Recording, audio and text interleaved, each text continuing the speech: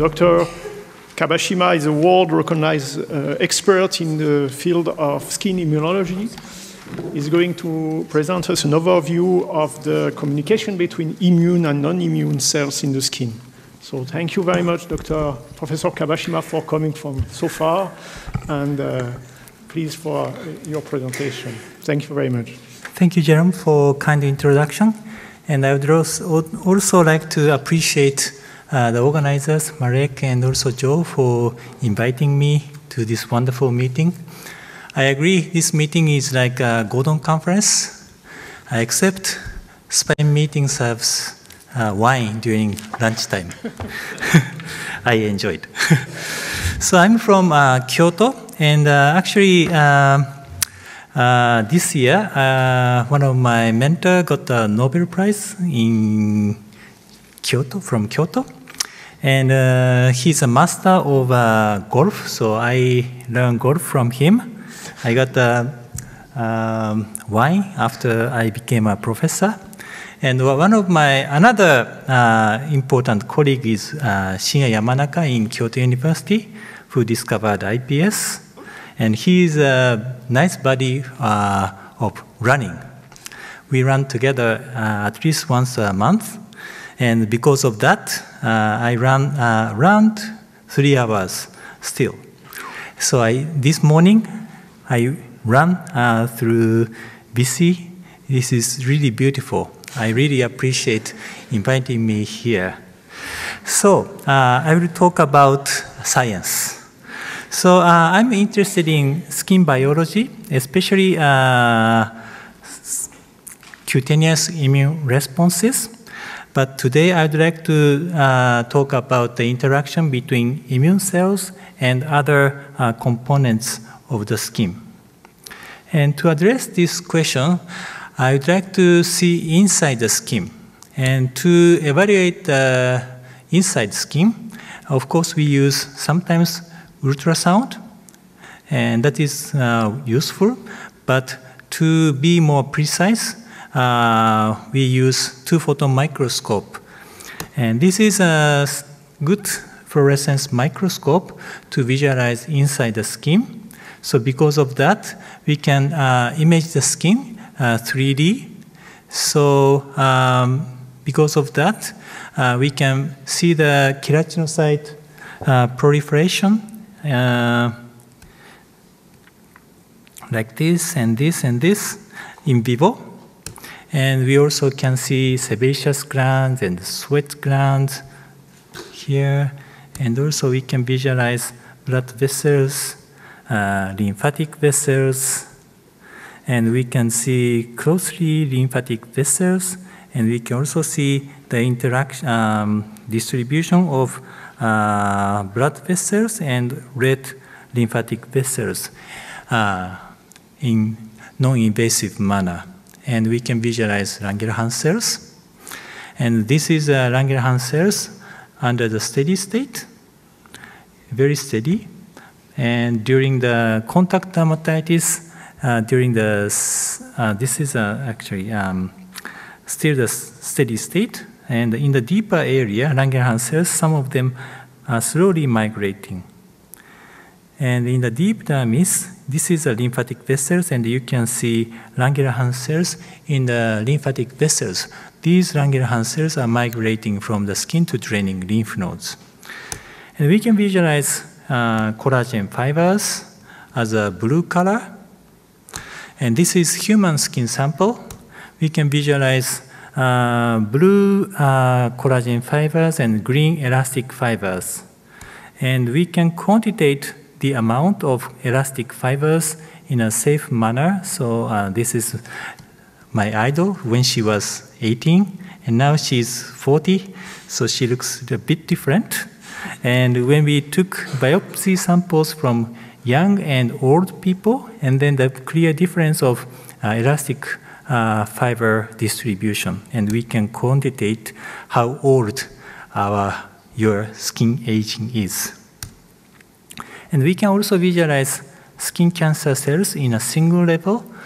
This small red point you can see is a single level cancer So we may take advantage of this technique to make a surgical margin. And we can also visualize signaling pathway. For example, MAP ARC kinase signal is activated. The cell's color change from green to red. So as you can see, white blood vessels, when transmigrate from blood vessels into the skin, they use MAP kinase signaling. And we can also visualize peripheral nerves. Probably tomorrow there is another good session, but we can see peripheral nerves distributed in the epidermis.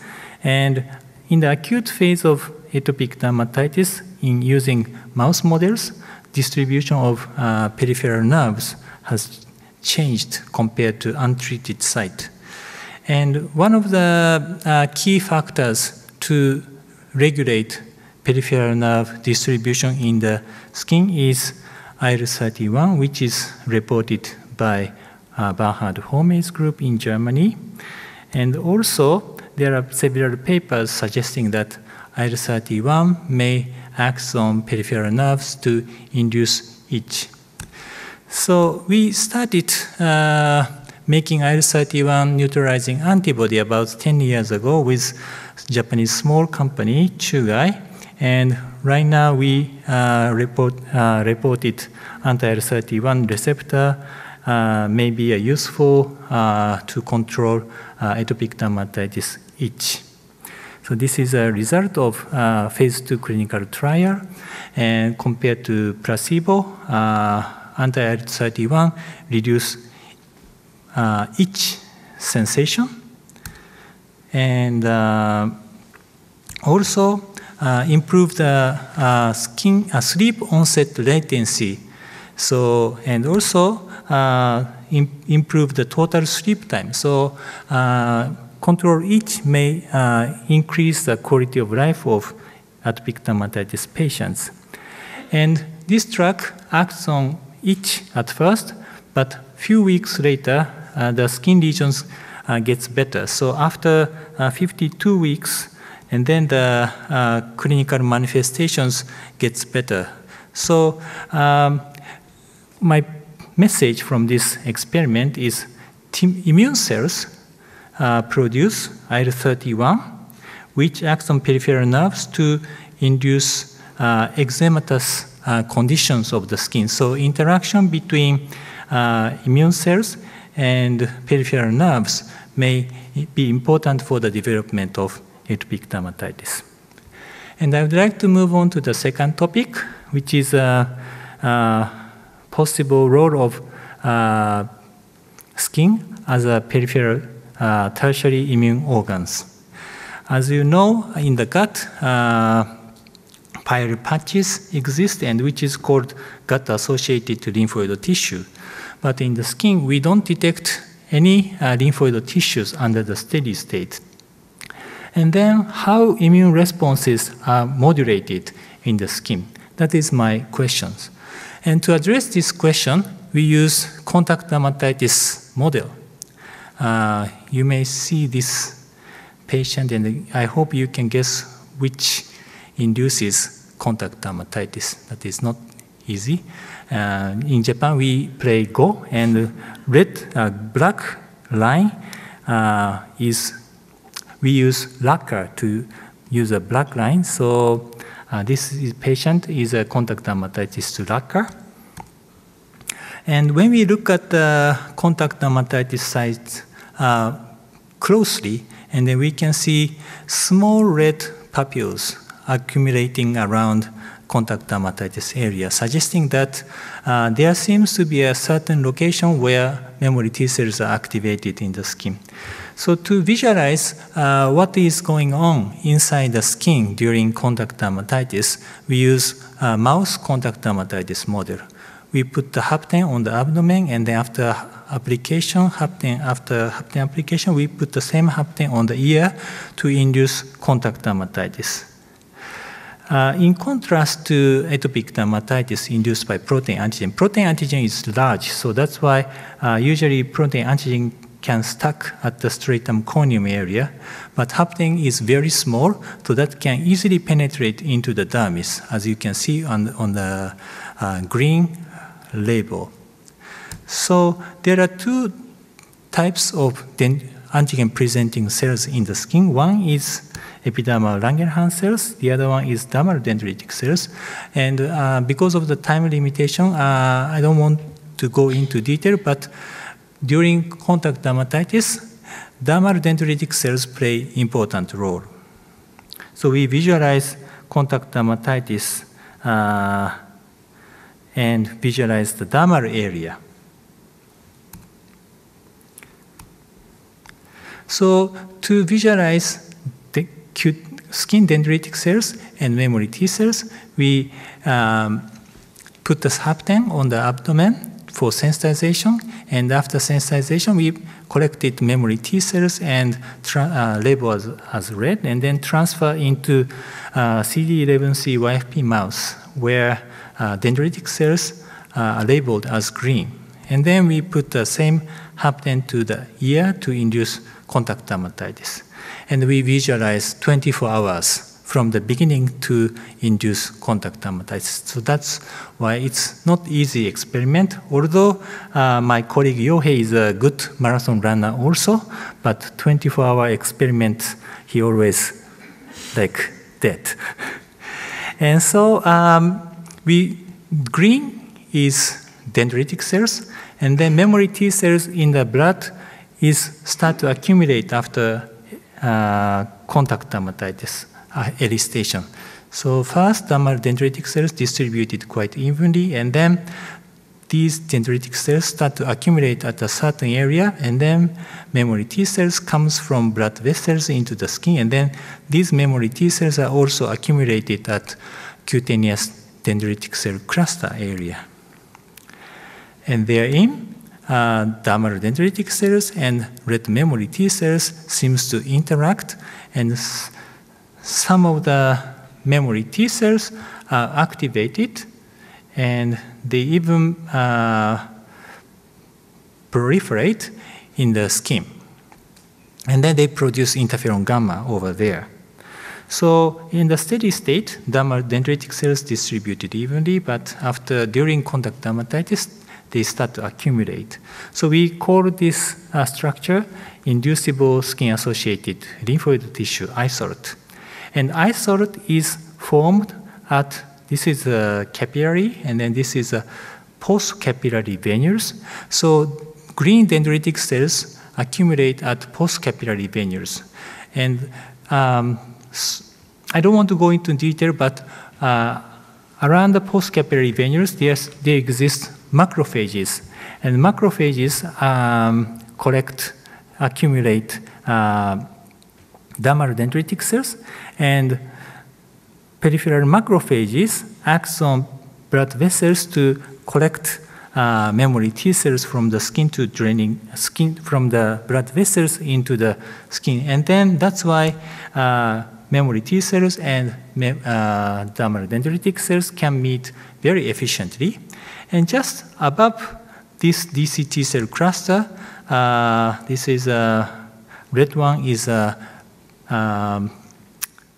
perikeratocyte, suggesting epidermal edema occurs just above the isolate area. So this is an isolate area, and then you can see very strong epidermal spongiosis exists even in, this is a human contact dermatitis. So post-capillary venules is a very specific site where memory T cells and dermal dendritic cells accumulate at this area. So post-capillary venules is a very important site. And this story is also applicable to other peripheral organs, including lung. So during influenza virus infection, IBART is formed around post-capillary venules. And post-capillary eye salt is formed not only during contact dermatitis, but also BCG injection into the skin can also induce eye salt formation. But this is not only the case, because neutrophils seems to accumulate during imiquimod injection. As you can see, during imiquimod injection, which can mimic the psoriasis model, you can see this is a black one is hair follicle, so you can see around the hair follicles, neutrophils seems to accumulate. And also, during the tape stripping or scratching behavior, hair follicles produce chemokines to attract dendritic cells. So I think it depends on the, it is a kind of context-dependent manner. And also, we know that during the contact dermatitis, we see eye salt, but also we see dendritic cells and CD3 positive T cells around epidermal area, epidermal dermal junctions. And when we took live imaging of the skin at the epidermal area in the later phase of contact dermatitis, we can see green Langerhans cells and memory T cells seems to interact in the epidermis during the later phase of the stage. So 3 locations for cutaneous immune response seems to exist. One is post-capillary venules, especially at the early phase of contact dermatitis for induction. And epidermal Langerhans cells seems to also play in the late phase of contact dermatitis, and also around the hair follicle area, mechanical stress or epidermal infection, or maybe initial innate immune response can be induced at around hair follicles. And I'll talk a little bit about my hobby.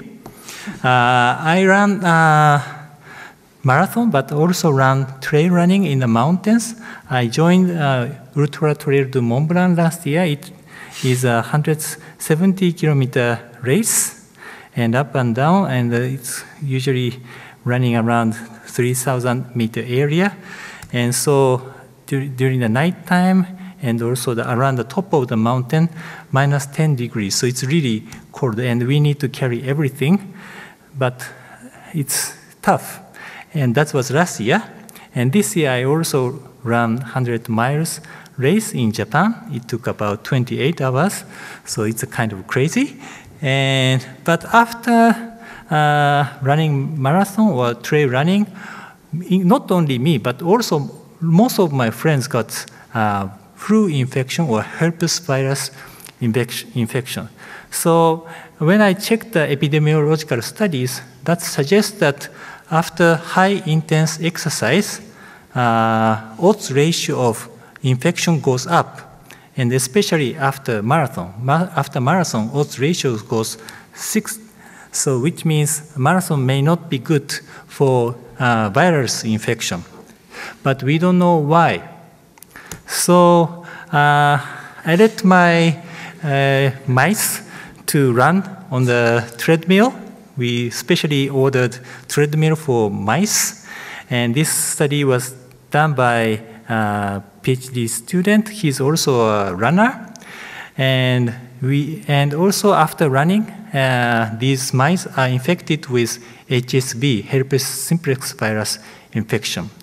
Poor mice. And after high intense exercise, clinical score of HSV virus infection got really worse, and some of them surprisingly died. And virus titer in the blood also really high, suggesting that similar things can occur even in mice.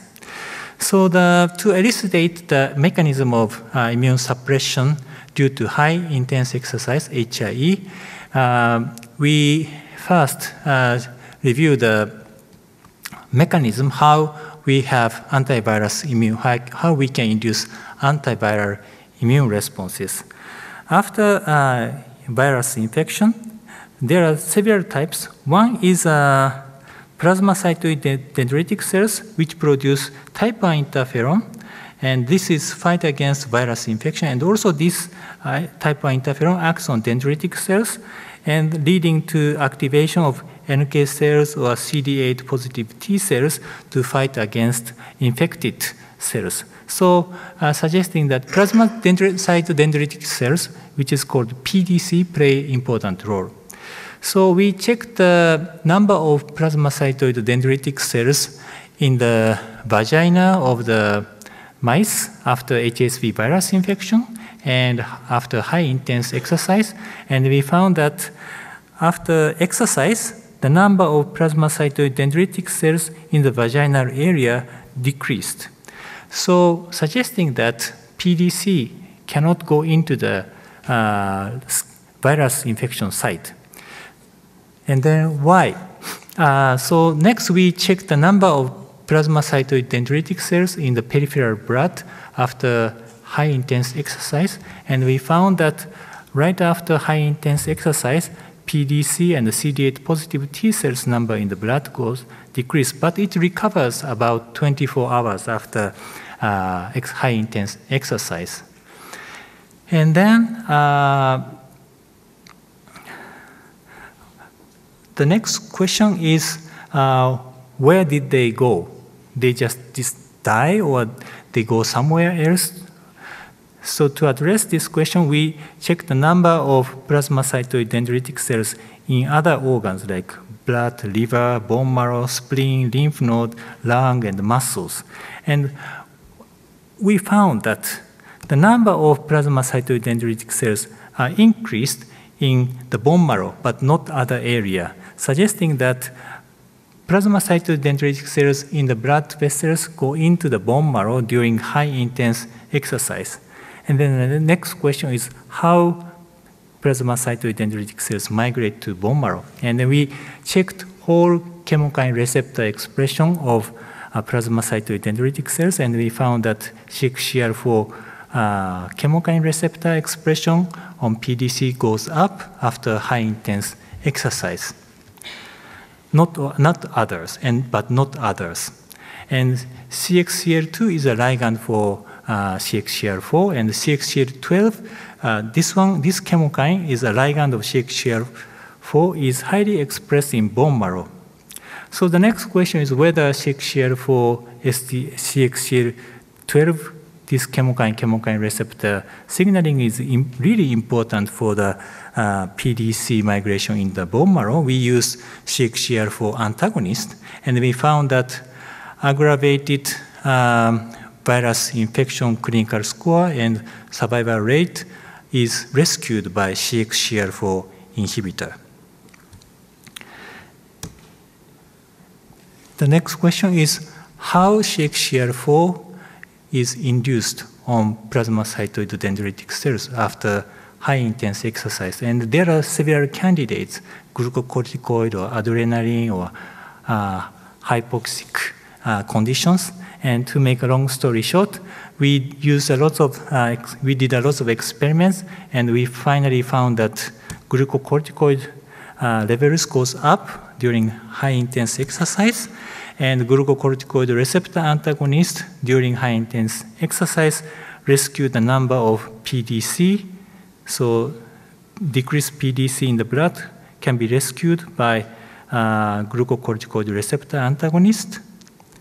And also severe clinical score is rescued, and very bad survival rate are also rescued by glucocorticoid receptor antagonist. So to summarize, during high-intense exercise, glucocorticoid is induced, and which acts on immune cells to induce CXCR4 expression that induce the migration of these immune cells from blood vessels into bone marrow.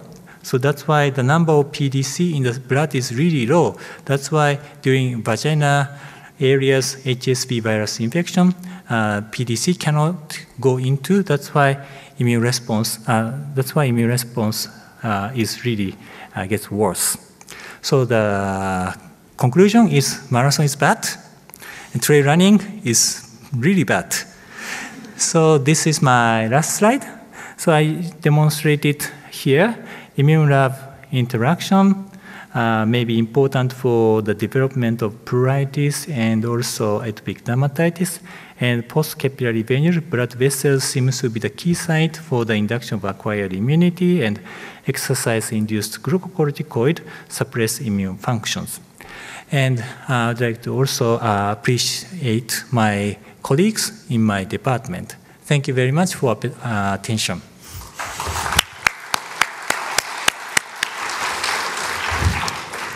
Thank you very much, Kenji, for this very nice presentation, and congratulations for the athletic performance. Thank you. So the lesson of today, if you want to increase our lifespan, we don't have to eat and don't have to make sport. That's the lesson.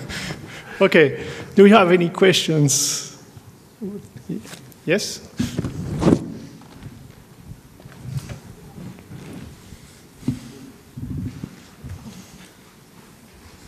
Very interesting talk. I'm curious about the effect of this high-intense exercise in neurogenesis. As we know, like, neurogenesis can be affected by exercise, but maybe there is a level in which it's good, in which it's bad. Do you know anything about the consequence of this high-intense exercise for neurogenesis? That's a good question. I haven't addressed your question, but what we did is let mice run for 3 hours. 2 to 3 hours. That is really high, and that's bad for health. But running for like 20 or 30 minutes, that's no problem. That's one thing I need to say. So appropriate exercise is good, but too much exercise is bad. But I don't address your neurogenic question. Lionel, le micro arrive. Thank you for your talk and for those things. Just 2 questions. The first one is, you mentioned CD8 and CD4. So do you know if the ratio between TH1 and TH2 is in balance by, in your conditions, that meaning that so HEA could be increased, allergic process or something like that? During a high intensity? Yeah, after I didn't check precisely, but almost all CD4, mainly CD8 T cells number goes down. And what I did is only virus infection model, but I agree with you. Maybe what happened to like TH1 or TH2 allergic immunity? That's a very interesting question, but I haven't addressed. Could be with the ratio between the 2 population of cells or something like that. Yeah. And my second question is, so I'm really supportive of gamma delta T cells since a long time, and so when I see that you mentioned gamma delta T cells during your presentation, do you have any kind of information of the level of gamma delta T cell in the same condition, and so, and by the way, any kind of wounds regulation after that or something like that, linked to the regulation of extracellular protoglycan or something like that? That's another very interesting question, but the number of gamma delta T cells are very low, and I don't recall exactly, so probably gamma delta T cells number were not so much affected, mainly CD8, CD4, PD plasmacytoid dendritic cells. So maybe innate immune response might not be impaired, and I don't have your clear answer yet, but I will try to address your question in the future.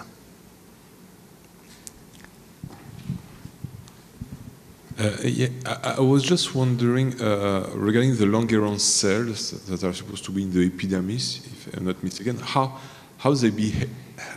Sorry, how they behave as compared to the dermal dendritic cells. Do they exchange some information in between the dermis and the epidermis? How does it work? Yeah, that's a very tough question.